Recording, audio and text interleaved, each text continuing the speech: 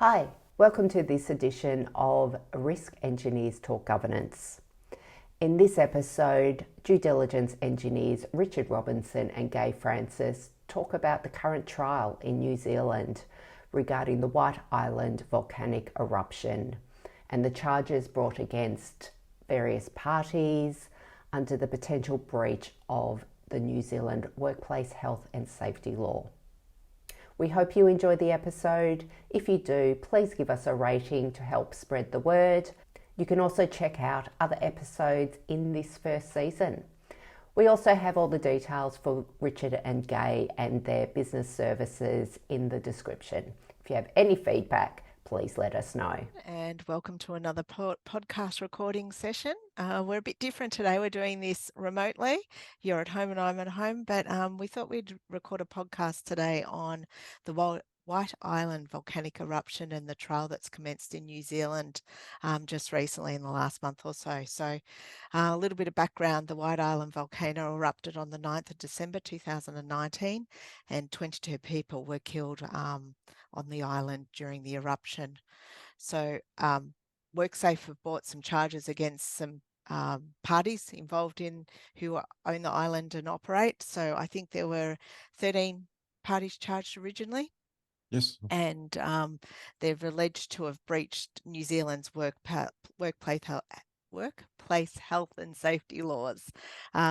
So in the proceedings today, it looks like that 6 have pleaded guilty so far. One party, the charges have been dropped, and then there's been 6 proceeded to trial. So I think, Richard, you were just going to give us a bit of an introduction on who those parties were and what the charges were, and then we'll go through some of the insight into what we've been reading in the press reports. Yeah, what I found particularly interesting, and again, we're just reading the press on this one here, is that the island was actually, it's privately owned. It was bought by some grandfather, a stockbroker apparently, some time ago. He passed it on to his son, and then the son passed it on to his 3 grandsons. So the island's actually owned by these 3 grandkids. And they've tried at different times to make money out of the thing. And in the end, the only thing it came up with was this having tours to the island. So that's what they've been busily selling. Now, this is a hydrothermal eruption, apparently, which I don't know too much about. I know very little about volcanism and those sorts of things. But basically, these things apparently can be primed and ready to go.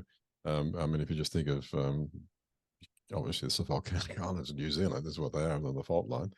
And hydrothermal basically means there's a pile of water down there which will suddenly flash into vapor unexpectedly. And apparently, when you listen to the volcanologists, it's a very difficult thing to predict, although it was actually the case that the volcano was showing some energy and energetics. I think it was at level 2 activity, and I don't think level 3 means it's really underway. So the suggestion was that this volcanism was known, some form of foreseeability viewpoint, which is what the basis of this action is. And in view of this knowledge, or lack of knowledge, in the case of the owners and operators of tour things, they didn't bother to try and find out, apparently.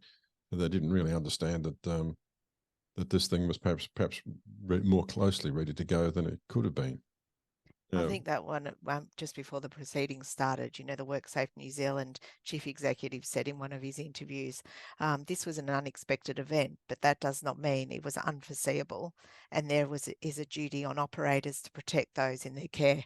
So they're saying exactly that. And I think one of the interesting things at the start of the trial was they started talking about risk assessment. They had a whole lot of risk assessment experts in, and they were arguing about the likelihood of it, which was really quite interesting at the start, and how likely an eruption was going to be. And I think, going back to that WorkSafe quote, although it was unexpected, it wasn't unforeseeable, and it's now happened. So how do we move on from there? Well, it's interesting because I remember I was telling you, I was just looking at the part of the Wrongs Act in Victoria deals with negligence and all that sort of thing. And one of the things that specifically makes the point is the fact that you can have an obvious risk, but it can be rare. The fact that something's rare doesn't mean that it's not obvious, and that you should know and do things about it. And I think what particularly interested you was, I was looking up one of the parties that got the charges dismissed against them was the National Emergency Management Agency. In fact, they got awarded $40,000 for their expenses of doing all the work. And that point you made, because what the judge said when they was dismissing it, says that the NEMA, this National Emergency Management Authority of Kiwi Land, never deviated from its position before and after the after it was charged. They had a position, they thought it through, they did what they said they were going to do, and they followed it through. And that was the point that you just made when we're talking about what we're going to do here. And I think that that's the interesting thing, isn't it? It's and this is what we tell our clients when we do due diligence reviews for them. You can't always be right, but you can always be diligent. And by having a plan in place and having it thought through, and then acting on that plan, it shows a process, a governance process, which I think the WHS legislation was always aimed at. It was a governance process for organisations to demonstrate that they thought these things through. Well, remember that last expert witness case you're doing for that bushfire in South Australia, for the South Australian Supreme Court. The lawyer was just asking us for the process. He wasn't asking whether the decision that they'd finally come to was the right decision. They were testing to see whether the steps they'd gone through were reasonable. i.e. they had tried and they thought it through and they talked to the right people, and maybe everybody got it collectively wrong, but that still didn't mean they weren't diligent. And I think that's one of the things that's coming out of the White Island volcano. One is they're saying, well, New Zealand has a volcano monitoring service, the GNS Science, but they weren't specifically engaged by the tour operators or the owners of the island to do a specific risk assessment, whether that's the right term or not, on the island and the risk of actually running tours through the island. So they're sort of saying, well, there was expertise in the country. Had they gained the information they needed to make a diligent decision about doing the activities that they wanted to do on the island? Yeah, it's interesting. That whole risk business pops up again. Remember, with the podcast on risk, we were talking about the fact that the courts use the term a different way. That once after the event, the fact is obviously certain. It's actually interesting because it was Kiwi judges we were quoting, because Frank Stocks put us onto those Kiwi judges and Kiwi cases where the Kiwi courts were making the point that in-court risk means the likelihood of the event that happened. In this case, this rare event. The volcano. One of the other interesting things was the first week sort of focused on that risk assessment process and the information that was sought or provided to the various parties about the volcano. And then the second part of the trial is focusing on what else could have been done. Yep. Which is really the focus of the WHS legislation, or the workplace health and safety legislation in New Zealand. Apparently, it's the point. It's not who owns the hazard; it's who has control. And they were talking about, apparently there was a shipping container put in place, which could have been as a shelter in the event of a volcano, but the volcano apparently erupted very, very quickly, and the likelihood of people being able to get to the shelter and shelter in situ was pretty unlikely. So now they're looking at what other controls can be put in place to do, to be able to run these sort of activities there.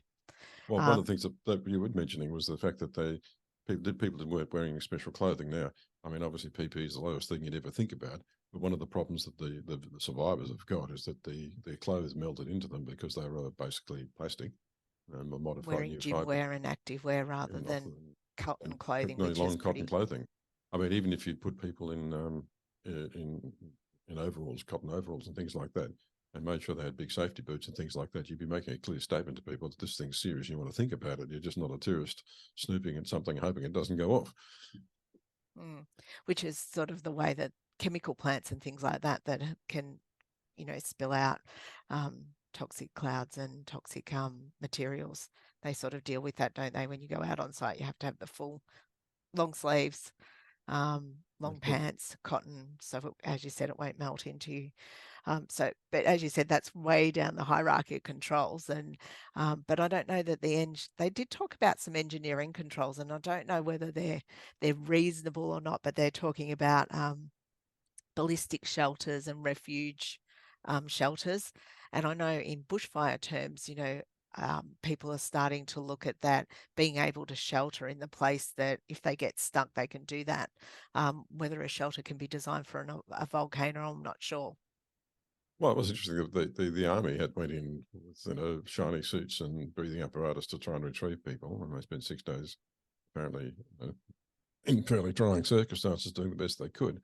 But again, if you were put into a big shiny suit with some breathing apparatus, you'd probably think it was a pretty serious event, wouldn't you? Which you otherwise might not consider that to be the case. And I think that's part of it, isn't it? It's that information. Was the right information shared with the owners and the tour operators, and then with the actual tourists? I know when you do those dangerous activities, they sort of give you a waiver to say, I understand those things, but you do, they have to be in layman's terms that the people actually understand that, don't they? Well, I don't think jumping out of an aircraft, anybody's in any doubt if it goes wrong, it's going to kill you. I don't know if the I don't clarity know of if you thought, I don't know if clarity you of, think about it that way when you're 20, though. well, that's part of the point. I don't know if people have thought about it like that. And so it's going to be an interesting thing to see where the Kiwis actually land. I've got to say that. Um, I'm not sure whether the ones that are pleaded guilty, whether they'll just involve fines or whether there'll be jail time. But as you said, this is really the first big test case, isn't it, of the WHS and workplace health and safety laws in Australia and New Zealand, and the outcomes will be fascinating. I think will set a precedence going forward. Almost certainly. So we hope you found our podcast interesting today, a little bit different with Richard and I online together, and we hope you can join us next time. Have a great afternoon. Thanks, Gaye. Bye, everyone. Bye.